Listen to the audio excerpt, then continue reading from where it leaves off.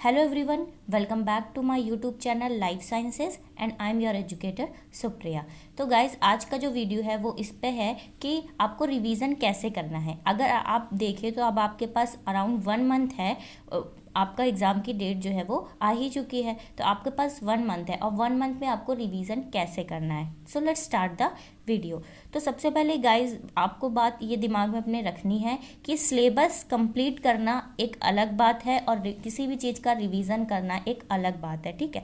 क्योंकि सिलेबस क्या होता है, सिलेबस तो एक ऐसी ही चीज़ होती है जो कभी कंप्लीट ही नहीं होगी। तो आप कभी भी सिलेबस कंप्लीट करने के ऊपर मत जाइए। आप इतना समझिए कि आपने जितना भी कंप्लीट किया है या जितना भी आपने पढ़ा हुआ है उसको डे टू डे मतलब डेली रूटीन पे रखिए कि आपको डेली उसको रिवाइज करना है। तो सबसे बेस्ट तरीका यही होता है कोई भी एग्ज़ाम को क्वालिफाई करने के लिए कि आपको रेगुलर बेसिस में उस एग्ज़ाम का रिवीजन करना ही होता है, ठीक है। वैसे तो ये हमेशा करना होता है, लेकिन अब आपके पास सिर्फ 1 मंथ बचा है तो आपको डेली हर कोई भी जो भी टॉपिक आपने या फिर जो भी यूनिट्स को आपने टारगेट किया है उसका रिवीजन आपको रेगुलर बेसिस में करना है। तो यहाँ पे मैं आपको कुछ पॉइंट्स बताऊंगी सबसे पहले कि आपको रिवीजन कैसे करना है या आप कौन कौन सी स्ट्रैटेजीज़ को फॉलो कर सकते हैं। और ये मैंने भी ऐसी स्ट्रैटेजीज़ को फॉलो किया था जब मेरा एग्ज़ाम था। So let's start. तो सबसे पहले अगर मैं आपको बताऊं कि सबसे पहले तो क्या पॉइंट आ जाता है, सबसे पहला जो पॉइंट आता है वो आता है यूनिट टारगेट, ठीक है। तो अब ये डिपेंड करता है आप पर कि आपने कितनी यूनिट्स को टारगेट किया हुआ है। अगर मैं कहूँ तो आउट ऑफ 13 आपको अराउंड 10 to 11 यूनिट्स को टारगेट करना होता है, ठीक है। ये एक सेफ साइड होती है, लेकिन ऐसा नहीं है कि आपने 10 to 11 यूनिट्स नहीं टारगेट किया है तो आप एग्ज़ाम को क्वालिफाई नहीं कर सकते। ऐसा बिल्कुल भी नहीं है, ये माइंडसेट मत रखिएगा। अगर आपने अगर मैं सच में कहूँ तो आपने अगर 7 to 8 या फिर 8 या फिर आपने अगर 6 यूनिट्स को भी टारगेट किया है ना तो भी आप एग्ज़ाम को क्वालिफाई कर सकते हैं। क्यों, कैसे कर सकते हैं, उसका सबसे मेन पॉइंट ये आता है कि आपने जितनी भी यूनिट्स टारगेट की हैं।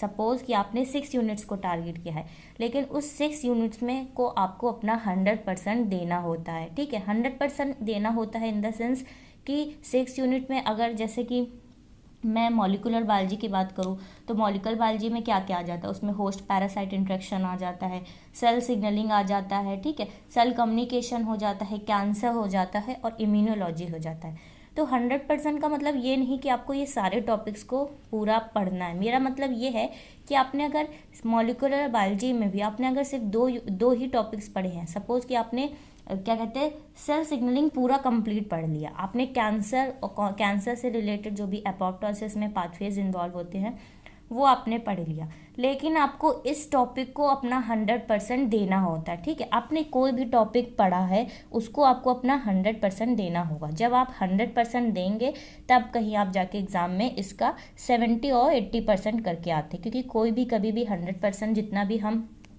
पढ़ते हैं उसका रिजल्ट हम 100% नहीं दे सकते। तो आप जब अपने अकॉर्डिंग आपको लग रहा है कि हाँ मैंने इस चीज़ को 100% पढ़ लिया है, तब आप जाके उसका 70 to 80% क्या कहते हैं एग्ज़ाम में करके आएंगे। तो मेरा मेन पहला जो मैंने पॉइंट लिखा है यूनिट टारगेट पे यही है कि अगर आपने 7 to 8 या 6 यूनिट्स भी टारगेट करा हुआ है तो आप बिल्कुल भी पैनिक मत होइएगा। आपको रिवीजन कैसे करना है, आपको रिवाइज करने हैं उन टॉपिक्स को रेगुलर बेसिस में जिसको आप मतलब जो मोस्ट इम्पॉर्टेंट है, प्लस आपको उसका 100% देना है, ठीक है। तो सबसे मेन पॉइंट ये आ जाता है। उसके बाद सेकंड मेन पॉइंट क्या आ जाता है कि आपको क्या रिवीजन कैसे करना है। रिवीजन कभी भी ओरली मत करिए, ठीक है। ओरल बेसिस पे रिवीजन नहीं किया जाता है। मेरे अकॉर्डिंग मैंने भी क्या किया था, रिवीजन की एक कॉपी बनाई थी, ठीक है। तो आपको एक कॉपी बना लेनी है, कोई भी कॉपी या कोई भी पेजेस में। अब रिवीजन कॉपी को आपको सजाना नहीं है, उसमें सिर्फ क्या करना है, आपको नोट्स लिखने हैं, पॉइंट टू पॉइंट सारे नोट्स लिखने हैं, वो भी नकल करके नहीं लिखना है। आपको क्या करना है, सपोज़ कि आपने मॉर्निंग का टाइम रखा हुआ है रिवीजन का, ठीक है। आप सुबह उठे, आपने रिवाइज किया कोई भी टॉपिक, जैसे आपने बायोकेमिस्ट्री से सेकेंडरी प्रोटीन्स को ठीक सेकेंडरी स्ट्रक्चर ऑफ प्रोटीन्स को पढ़ा, ठीक है, उसको आप रिवाइज कर रहे हैं। अब सेकेंडरी स्ट्रक्चर ऑफ प्रोटीन में जो भी मेन टॉपिक्स मतलब पॉइंट्स हैं, उन पॉइंट्स को आप अपनी रिवीजन कॉपी में ठीक है। तो आप उन पॉइंट्स को क्या करिए, अपनी रिवीजन कॉपी में लिखते चलिए आपको। और ऐसे भी रिवीजन कॉपी में ऐसे टॉपिक्स भी लिखिएगा जो मोस्ट इम्पॉर्टेंट है, प्लस आप उनको बार बार भूल रहे हैं, मतलब आपको पता है कि हाँ ये टॉपिक एग्जाम में आना ही आना है। सपोज कि रामाचंद्रन प्लॉट आपको पता है कि एग्जाम में 100% इससे क्वेश्चन आना ही आना है, और आप ऐसे टॉपिक्स को भूल रहे हैं बार बार, तो आप उनको अपनी रिवीजन कॉपी में पॉइंट टू पॉइंट नोट करिए, ठीक है। इससे क्या होगा कि रिवीजन को हमेशा रिटन पे करिए, को आप रिवीजन कॉपी में इंपॉर्टेंट पॉइंट्स को लिखिए, और प्लस रिवीजन जैसे सिग्नलिंग पाथवेज हैं, ठीक है, उनको रेगुलर बेसिस में आप रिवीजन करिए, रिटर्न में करिए रिवीजन हमेशा रिटर्न में करना चाहिए। जो भी ग्राफ्स हैं उनको आप डेली ड्रॉ करिए। ऐसा नहीं कि आप टॉपिक देखे, आप जैसे मॉर्निंग में आप उठे हैं, आपको एकदम से क्या करना है कि कोई भी टॉपिक ले लेना है, देखना नहीं है कॉपी में, बस अपनी रफ कॉपी ओपन करनी है और आपको कोई भी टॉपिक ले लेना है। जैसे आपने एवोल्यूशन से लिया, कोई भी टॉपिक ले लिया, जैसे कि कॉम्पिटिटिव एक्सक्लूजन प्रिंसिपल ले लिया, ठीक है। अब आपको क्या, उसमें आपको जो जो पॉइंट्स याद आ रहे हैं कि गॉस लॉज, इसको गॉस लॉज भी कहते हैं, प्लस इसमें क्या होता है, कैसे कंपटीशन होता है, ठीक है, और जो भी ग्राफ्स इसमें इंक्लूड्स होते हैं उनके बारे में आप नोट करते चलिए, तुरंत कॉपी में लिखते रहिए। तो इससे क्या होगा कि आपको ये चीज़ भी पता चल जाएगी कि आपने क्या क्या आप भूल चुके हैं, आपको क्या क्या याद है। क्योंकि जब तक कॉपी हमारे पास रहती है ना, हमें हर चीज़ याद ही रहती है, लेकिन जब वो कॉपी बंद होती है तो हमें लगता है कि सब कुछ माइंड से स्किप हो चुका है। तो सबसे मेन है कि आपको रिवीजन कॉपी बनानी है एक, और सजाना नहीं है। आप रिवीजन करते चलिए और पॉइंट्स लिखते रहिए। वीडियो के एंड में मैं आपको अपनी रिवीजन कॉपी भी दिखाऊंगी, जिसमें मैंने मोस्ट इम्पॉर्टेंट टॉपिक्स और जो टॉपिक्स जो मुझे लगते थे कि मैं भूल रही हूँ और बहुत इंपॉर्टेंट है, उसको मैंने नोट डाउन किया था, ठीक है। तो थर्ड चीज़ मैंने आपको बता दी कि आपको क्या करना है, रिवीजन आपको रिटन में करनी है, रिटन में प्रैक्टिस करनी है, आपको रिटन प्रैक्टिस करनी है रिवीजन की, और इसमें क्या कहते हैं, आपको रिटन प्रैक्टिस करनी है, ठीक है। फोर्थ पॉइंट क्या चीज़ होती है कि फोर्थ पॉइंट क्या होता है कि बहुत सारे टॉपिक्स ऐसे हैं मतलब जिसमें क्या है, न्यूमेरिकल्स इंक्लूड्स है, न्यूमेरिकल्स आते हैं, ठीक है। प्लस न्यूमेरिकल से ही रिलेटेड थ्योरी भी होती है, मतलब आपको पहले थ्योरी पढ़नी होती है, तब आपको न्यूमेरिकल्स होते हैं, और उसमें क्या होते हैं, ग्राफ होते हैं। जैसे कि अगर मैं बेस्ट बताऊं आपको, जैसे कि पॉपुलेशन इकोलॉजी में अगर आप देखें तो उसमें थ्योरी भी इम्पॉर्टेंट है, न्यूमेरिकल्स भी हैं, और प्लस ग्राफ है। इन केस अगर आप न्यूमेरिकल्स नहीं करते हैं, अगर न्यूमेरिकल्स आपको टफ लगता है, या फिर आप न्यूमेरिकल्स में बार बार गलत हो रहे हैं आपके न्यूमेरिकल्स, तो आप ना गलत मत करिए, क्योंकि एग्जाम में नेगेटिव मार्किंग में मार्क्स को नहीं करना है, ठीक है। तो आप न्यूमेरिकल्स को स्किप करिए, आप उसकी थ्योरी को 100% दीजिए, प्लस आपको ग्राफ भी 100% देना है, और आपको फॉर्मूले सारे लर्न करने हैं। पॉपुलेशन इकोलॉजी की अगर मैं बात करूँ तो उसमें फॉर्मूले बहुत इंपॉर्टेंट है, वो सिर्फ न्यूमेरिकल को सॉल्व करने के लिए नहीं, फॉर्मूला से भी बहुत सारे क्वेश्चंस आते हैं। अगर आपने क्वेश्चंस की प्रैक्टिस करी है तो आपने खुद ही देखा होगा कि क्वेश्चंस के जो फॉर्मूले हैं वो बहुत इंपॉर्टेंट है। तो अगर आप न्यूमेरिकल्स करते हैं तो अच्छी बात है, नहीं करते तो भी कोई दिक्कत वाली बात नहीं है, आप थ्योरी करिए और उसके ग्राफ की आप प्रैक्टिस करिए। और रिवीजन आपको रेगुलर बेसिस में करना है, ऐसा नहीं है कि आपको अल्टरनेट करना है, आपको डेली करना है। आप रूटीन बनाइए एक दिन में, जैसे कि मॉर्निंग का बना लीजिए और इवनिंग का बना लीजिए, जो बेस्ट टाइम होता है, जिस टाइम आप जो माइंड होता है ना थोड़ा सा फ्रेश होता है। मॉर्निंग में उठते ही बहुत अच्छा रिवीजन होता है, और इवनिंग टाइम में भी। नेक्स्ट उसके बाद फिफ्थ अगर मैं बात करूँ तो फिफ्थ क्या है, फिफ्थ है PYQs, ठीक है। आपको प्रीवियस ईयर के जितने भी क्वेश्चन पेपर्स हैं सबकी प्रैक्टिस रेगुलर बेसिस में करनी है, प्लस रिवीजन करना है, ठीक है।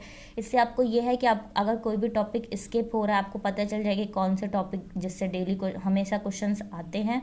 बहुत सारे प्रीवियस ईयर के क्वेश्चंस पेपर्स हैं, क्योंकि हमारा जो लाइफ साइंस का एग्ज़ाम 2 शिफ्ट में होता है, तो दोनों शिफ्ट के पेपर आपको सॉल्व करने हैं। और एक चीज़ मैं बताऊंगी, मैं अपना पर्सनल एक्सपीरियंस आपको बता रही हूँ कि मॉक टेस्ट पे मत जाइएगा ज़्यादा। जो भी वेबसाइट्स हैं या फिर ऐप हैं या फिर मॉक टेस्ट आप परचेज़ कर रहे हैं, मॉक टेस्ट एक्चुअल में काफ़ी डिफरेंट हो जाते हैं एग्ज़ाम के पैटर्न से। क्यों, मतलब हाँ ठीक है वो आपकी प्रैक्टिस के लिए परफेक्ट है, लेकिन क्या होता है कि मॉक टेस्ट में आप ज़्यादा से ज़्यादा नंबर नहीं ला पाते, तो आपको मतलब आपके माइंड में ये हो जाता है कि आप अच्छे मार्क्स नहीं कर पा रहे हैं, या फिर आपने पढ़ा नहीं है, या फिर आपने सिलेबस नहीं कंप्लीट किया है। तो अब लास्ट टाइम में आपको ये सब बिल्कुल दिमाग से निकाल देना है, कोई भी नेगेटिव थॉट्स नहीं लाने आपको, ठीक है। तो मॉक टेस्ट से बेस्ट, मॉक टेस्ट के बजाय आप बेस्ट है कि आप PYQs को ही सॉल्व करिए। एक एक क्वेश्चंस को का एक एक पॉइंट आपको पढ़ना है, प्रैक्टिस करनी है, क्योंकि पार्ट सी के क्वेश्चंस बहुत ज़्यादा लेंदी होते हैं, ठीक है। तो मॉक टेस्ट को आप प्रैक्टिस के लिए कर सकते हैं, लेकिन उस मतलब आप अगर मार्क्स के ऊपर जाएं कि आप कितने मार्क्स कर पा रहे हैं, तो आप PYQs के ही बेसिस पे करिए। PYQs में आप ये भी कर सकते हैं कि ज़रूरी नहीं आप 3 आवर्स बैठ के पूरा पेपर सॉल्व कर रहे हैं, ऐसा नहीं है।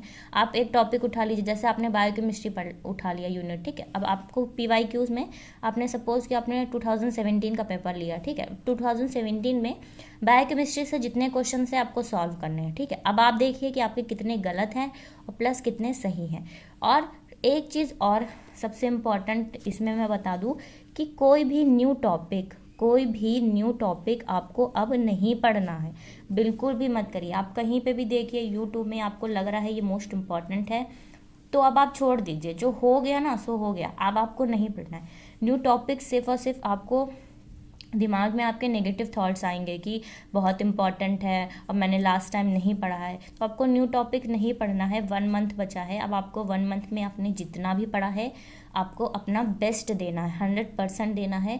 मैं सच में बताऊँ तो ऐसा नहीं है, 6 to 7 यूनिट्स भी बहुत होती हैं आपको एग्ज़ाम को क्वालिफाई करवाने के लिए, बस आपको उसका अपना 100% देना होता है। तो कोई भी न्यू टॉपिक को अब मत पढ़िएगा। न्यू टॉपिक जो है वो आपको आपके माइंड में आपको डीमोटिवेट कर देंगे एक तरह से, ठीक है। क्योंकि आपको लगेगा कि सबने पढ़ लिया है, ये इंपॉर्टेंट है, मैं न्यू टॉपिक नहीं पढ़ सकता। और जो भी मोस्ट इंपॉर्टेंट टॉपिक्स पे ऑलरेडी मैंने वीडियो को भी अपलोड किया है, तो आप वीडियो भी चेक कर लीजिएगा। ज़्यादा से ज़्यादा जो मोस्ट इंपॉर्टेंट टॉपिक्स है वो बहुत ज़्यादा लेंदी हैं, ठीक है। तो आप उनको अब न्यूली टॉपिक के बेसिस पे नहीं पढ़ सकते हैं। तो ये हो गया। अब ये हो गई पूरी रिवीजन स्ट्रैटेजी, जिसमें मैंने आपको बता दिया कि आपको कैसे रिवीजन करना है 1 मंथ के अंदर। अब मैं आपको ये भी बताऊंगी कि how to attempt question paper. आपको एग्जाम के टाइम में क्वेश्चन पेपर्स को कैसे अटेम्प्ट करना है, किस बेसिस पे अटेम्प्ट करना है। How to attempt question paper. तो सबसे पहले मैं आपको बताऊँ कि क्वेश्चन पेपर को कैसे अटेम्प्ट करना है। आप ये रिवीजन में भी लेके चलिएगा, ऐसा नहीं कि सिर्फ एग्ज़ाम के दिन आपको ये सब फॉलो करना है, नहीं, आपको ये रेगुलर बेसिस में। अगर आप PYQs को भी सॉल्व कर रहे हैं तो आपको PYQs को कैसे सॉल्व करना है। सबसे पहले तो आपको क्वेश्चंस को क्या करना है, रीड करना है, ठीक है। बहुत अच्छे से आप रीड करिएगा, एक एक पॉइंट बहुत इंपॉर्टेंट होता है। अगर मैं पार्ट C की बात करूँ, वो भले लेंदी है, उसके क्वेश्चंस बहुत लेंदी आते हैं, लेकिन कभी कभी एक पॉइंट से ही आप पूरे क्वेश्चंस को सॉल्व कर सकते हैं। आपको लगेगा ही नहीं मतलब कि वो इतना इजी हो गया है, ठीक है। तो आपको पूरा क्वेश्चन पेपर सबसे पहले अच्छे से पढ़ना है। जब आप एग्ज़ाम में भी जाते हैं तो सबसे पहले आपको पढ़ना है। नेक्स्ट इंपॉर्टेंट पॉइंट क्या है कि आपको सबसे पहले पार्ट C को अटेम्प्ट करना है। क्यों? क्योंकि अगर आप एग्ज़ाम में जाते हैं तो आप क्या होते हैं, स्टार्टिंग में आपका माइंड जो होता है ना एकदम फ्रेश होता है, और पार्ट C जो है थोड़े उसके क्वेश्चंस काफ़ी लेंदी होते हैं। तो आप फ्रेश माइंड से पार्ट C को अटेम्प्ट करिएगा।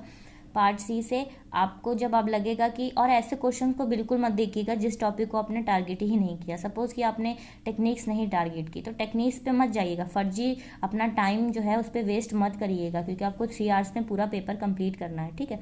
तो आप टेक्निक्स के क्वेश्चन को जब आपने देख लिया तो आप उसमें नज़र भी मत दौड़ाइए। आपको पता है कि आपने टेक्निक्स को जब टारगेट ही नहीं किया है तो मैं क्यों देखूँ उस क्वेश्चन को, ठीक है। तो आपको सबसे पहले पार्ट C पढ़ना है, और पार्ट C में जब आपके क्वेश्चन सॉल्व होंगे ना तो आपको खुद ही मतलब एक पॉजिटिविटी आ जाएगी उस टाइम पे कि हाँ मेरा पढ़ा हुआ आ रहा है, ठीक है। और नेक्स्ट ये चीज़ भी मैं आपको बता दूं कि कोई भी क्वेश्चन आप फर्स्ट टाइम देख रहे हैं, आपको लग रहा है कि आप 100% श्योर हैं, तो आप तुरंत उसे मार्क करिए, ठीक। उसको ये मत रखिए बाद के लिए कि मैं फिर से पढ़ूंगा। अगर आपने फिर से पढ़ा और आपने उस क्वेश्चन पे 10 मिनट दिए तो आप पक्का उस क्वेश्चन को गलत ही करके आओगे। इसीलिए आपको लग रहा है फर्स्ट टाइम आपने देखा कि हाँ 100% श्योर हो चुके हैं, ये क्वेश्चन सही है, इसका मतलब जो ऑप्शन है वो करेक्ट है, आप टिक करिए और उस क्वेश्चन से फ्री हो जाइए, ठीक है। और प्लस सबसे पहले पार्ट C आपको अटेम्प्ट करना है। पार्ट C में आपको सबसे पहले क्या अटेम्प्ट करना है, पार्ट C में सबसे पहले आपको ग्राफ्स देखने हैं, जितने भी ग्राफ्स हैं। इसीलिए मैंने बोला था रिवीजन कॉपी में आप ग्राफ को बना के रखिए। पॉइंट टू पॉइंट ग्राफ आता है, उसमें कोई भी ऐसा नहीं है कि आपको कन्फ्यूज़न होगी या न्यूमेरिकल सॉल्व, नहीं, बिल्कुल पॉइंट टू पॉइंट ग्राफ्स आप ड्रॉ करिए, डेली उनको देखिए। अपने चाहे तो अपनी वॉल पे लगा लीजिए, आप कहीं पे जहाँ भी आप पढ़ते अपने स्टडी टेबल पे आप अपने पास रखिए। रेगुलर बेसिस में उनको देखिए, डेली ग्राफ से बहुत क्वेश्चन आते हैं। और आपको सबसे पहले पार्ट C में ग्राफ्स अटेम्प्ट करने हैं। ग्राफ्स के बाद जो मैच द फॉलोइंग आता है, मैच द फॉलोइंग के इन सब के रॉन्ग होने के चांसेस बहुत ही ज़्यादा कम होते हैं। ठीक है, तो आपको ग्राफ अटेम्प्ट करना है, मैच द फॉलोइंग्स अटेम्प्ट करना है, देन उसके बाद जो भी लेंदी क्वेश्चंस है उनको अटेम्प्ट करना है। और थर्ड चीज़ ये चीज़ है कि आपको एलिमिनेशन स्ट्रैटेजीज़ को फॉलो करना है। एग्ज़ाम टाइम में या अभी भी आप PYQs को सॉल्व कर रहे हैं तो आपको ऐसे ऑप्शन को पहले एलिमिनेट करना है जिस पे आप 100% श्योर हैं कि हाँ ये तो गलती है, ये तो गलती है, तो उसको हटा दीजिए, गलत है तो उसको साइड करिए। क्योंकि जो कॉम्बिनेशन वाले ऑप्शन आते हैं उसमें ये चीज़ बहुत इंपॉर्टेंट होती है कि आपको एलिमिनेशन को हटाना है। ठीक है, तो पार्ट सी आपको अटेम्प्ट करना है, फिर उसके बाद आपको पार्ट बी अटेम्प्ट करना है, और नेक्स्ट उसके बाद आपको पार्ट ए अटेम्प्ट करना है। पार्ट ए आपने जितना भी टारगेट किया है, अगर पार्ट ए की बात करूँ तो पार्ट ए में आप मैक्सिमम, अगर आप पार्ट ए नहीं भी पढ़ के जा रहे हो ना तो भी आप 5 to 6 क्वेश्चंस को कर लेंगे, क्योंकि वो इतने बेसिक रीजनिंग के होते हैं, लॉजिकल क्वेश्चंस होते हैं जो डे टू डे लाइफ के रिलेटेड होते हैं। ठीक है, तो आप पार्ट ए को आराम से कर सकते हैं, 5 to 6 क्वेश्चंस पार्ट ए के भी। तो ये ओवरऑल पूरी रिवीजन की स्ट्रेटेजी मैंने बता दी कि आपको 1 मंथ में कैसे रिवीजन को फॉलो करना है।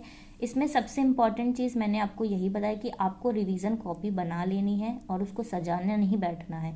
आपको रेगुलर जो भी इम्पॉर्टेंट टॉपिक्स हैं उनको डेली बेसिस पे करने हैं। इंपॉर्टेंट टॉपिक्स आपको डेली पढ़ना है, प्लस ऐसा भी नहीं है कि आपको बाकी टॉपिक्स नहीं पढ़ने हैं। आपने जैसे सेल बायो उठाया तो सेल बायो से सारे टॉपिक्स पहले पढ़िए, जो जो आपके पास नोट्स जो भी लिखे हुए हैं उनसे पढ़िए। फिर उसके बाद जो मोस्ट इंपॉर्टेंट टॉपिक्स हैं उनको पढ़िए, उनको अलग लिखिए अपनी कॉपी में कि इनको आपको एक नज़र दौड़ानी है। जैसे आप दिन में कभी भी उठ गए तो आपने कॉपी उठा ली, रिवीजन कॉपी, और आप उन्हें पढ़ने लगे। इससे क्या होगा कि आपको ढूंढना नहीं पड़ेगा कि आपको आज क्या रिवीजन करना है। अगर आपको नहीं समझ आ रहा तो आप रिवीजन कॉपी कोई अपने देखने लगे, आपको पता चल गया अरे हाँ ये तो आना ही है एग्जाम में, तो इसको तो मैं पढ़ते ही चलूँगा। ठीक है, तो ये हो गई पूरी रिवीजन स्ट्रैटेजी। अब मैं आपको अपनी कॉपी भी दिखा देती हूँ जिससे आपको एक छोटा सा आइडिया भी लग जाएगा। तो गाइज़ ये मेरी रिवीजन कॉपी है। मैं आपको ये नहीं कहूँगी कि आप बिल्कुल डिक्टो मेरी तरह ही करिए, बट एक आइडिया आपको कि आपको कितना प्रॉफिट होता है। अगर आप देखिए, ये मैंने ग्लाइकोलिसिस के बारे में लिखा है। ग्लाइकोलिसिस पे मैंने वीडियो भी अपलोड किया और मैंने मोस्ट इंपॉर्टेंट टॉपिक्स में भी ग्लाइकोलिसिस पाथवे पे रेगुलेटरी एंजाइम्स आपको बताया भी है। तो आप देखिए कि यहाँ पे मैंने आपको बताया रेगुलेटरी एंजाइम्स 1, 3 और 10th स्टेप में वर्क करती हैं। ग्लूकोज से ग्लूकोज 6 फॉस्फेट में हेक्सोकाइनेज वर्क करता है। तो आप अगर ये इस पे एक नज़र डालिए कि अगर आप लास्ट मोमेंट या आप एग्ज़ाम के 1 हफ्ता या 2 हफ्ता पहले अगर आप इस कॉपी को देखते हैं तो आपको कितनी जल्दी रिकॉल हो जाएगी सारी चीज़ें कि हाँ आपको ग्लाइकोलिसिस पाथवे में रेगुलेटरी एंजाइम है 1, 3 और 10 स्टेप्स में वर्क कर रही हैं। ग्लूकोज से ग्लूकोज 6 फॉस्फेट में हेक्सोकाइनेस वर्क कर रहा है। फ्रक्टोज 6 फॉस्फेट से फ्रक्टोज 1,6 बिस फॉस्फेट में फॉस्फोफ्रुक्टोकाइनेस वर्क कर रहा है। इस तरह आप पूरी कॉपी में देखिए मैंने किस तरह से सिर्फ इंपॉर्टेंट पॉइंट्स को लिखा हुआ है। ओवरऑल मैंने आपको ATP के बारे में भी बताया था। यहाँ पे देखिए मैंने ATP के बारे में भी लिखा है कि यहाँ पे 2 ATP मिलते हैं, NADH मिलता है और टोटल यहाँ पे 7 ATP मिलते हैं। तो ये मैं आपको सिर्फ एक आइडिया दे रही हूँ। इसके अलावा मैं आपको और भी टॉपिक्स दिखाती हूँ कि मैंने कौन कौन से टॉपिक्स लिखे हैं। ये पूरा क्या है, पॉपुलेशन इकोलॉजी से मैंने आपको बताया कि यहाँ पे फॉर्मूले इंपॉर्टेंट होते हैं। ठीक है, ये देखिए इस तरह से फॉर्मूलेज आपको लिखने होते हैं, प्लस आपको ग्राफ ड्रॉ करके रखना होता है। ये ग्राफ एज इट इज़ आता है, जैसे मैंने आपको बताया। मेरी राइटिंग पे मत जाइएगा क्योंकि मैंने डेकोरेट नहीं किया है कॉपी को। तो आप ग्राफ देखिए, ये इस ग्राफ पे बहुत क्वेश्चंस आते हैं अगर आपने PYQs को सॉल्व किया हुआ है तो। ठीक है, तो ये ओवरऑल मैंने आपको सिर्फ एक आइडिया दिया है कि आपको रिवीजन कॉपी से कितना प्रॉफिट होता है और कितना ज़्यादा। ये यहाँ पे मैंने प्लांट हार्मोन से रिलेटेड क्वेश्चंस को बनाया हुआ। और ये प्रोटीन सेकेंडरी स्ट्रक्चर जो मुझे लगता था कि भूल रही हूँ और इम्पॉर्टेंट टॉपिक है जिस पे मैंने बताया भी था। ये बहुत इंपॉर्टेंट टॉपिक है, देखिए मैंने किस तरह से लिखा हुआ है। अगर आप एक नज़र दौड़ाएंगे तो N+4 पे ये अल्फ़ा हेलिक्स का ये 3.613 इस तरह से पूरा क्वेश्चन पेपर इस तरह से आपको मतलब क्वेश्चंस जो हैं इस तरह से आते हैं। ठीक है, उसके बाद मैंने यहाँ पे इवोल्यूशन पे कौन कौन से साइंटिस्ट ने कौन कौन सी थ्योरी दी है, जैसे कि theory of special creation father Suarez ने, साइंटिस्ट के नेम आपको लर्न करने हैं इस तरह से। तो ओवरऑल मैंने आपको बता दिया कि आपको रिवीजन कॉपी कैसे बनानी है। ये प्लांट से रिलेटेड मैंने बनाया था जिसमें मैंने नाइट्रोजनस कैसे बैक्टीरिया जो उसे प्रोड्यूस करता है और इसमें क्या क्या होते हैं। ठीक है, ये सारे मैंने आपको बताया। डी नाइट्रोजनस रिडक्टेज कैसे वर्क करता है। तो आपको रिवीजन कॉपी अपने अकॉर्डिंग बनानी है, जो आप टॉपिक्स को भूल रहे हैं और आपको लग रहा है बहुत लग क्या रहा है इम्पॉर्टेंट है, आपको ऐसे टॉपिक्स को रिवीजन कॉपी में लिखनी है। तो ओवरऑल मैंने आपको वीडियो में सब रिवीजन स्ट्रैटेजी बताई है कि सबसे पहले आपको एक रिवीजन कॉपी प्रिपेयर करनी है, और रिवीजन कॉपी आपको रिवीजन रेगुलर बेसिस पे करना है, पूरा 1 मंथ डेली करना है, और रिटन में रिवीजन करना है, ठीक है। और थ्योरीज ग्राफ जो है आपको कॉपी में लिख लिख के सारे प्रैक्टिस करने हैं। PYQ सॉल्व करिएगा, मॉक टेस्ट पे ज़्यादा ध्यान मत दीजिए, जो मॉक टेस्ट आप परचेज कर रहे हैं। PYQs more important than mock test, क्योंकि मैंने आपको बता दिया PYQs जो है वो क्या होते हैं कि कभी कभी बहुत सारे क्वेश्चंस जो है ना कभी कभी रिपीट भी हो जाते हैं। ऐसा नहीं कि रिपीट नहीं होते, भले ऑप्शन थोड़ा इधर उधर हो जाए लेकिन बहुत सारे पॉइंट्स रिपीट भी होते हैं, तो आप PYQs को ही सॉल्व करिएगा। उसके बाद क्वेश्चन पेपर को कैसे अटेम्प्ट करना है ये भी मैंने बता दिया है।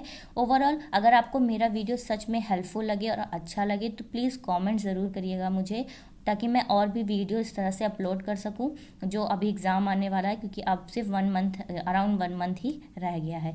Thank you so much for watching my video, और प्लीज़ मेरे चैनल को लाइक शेयर और सब्सक्राइब ज़रूर करिएगा।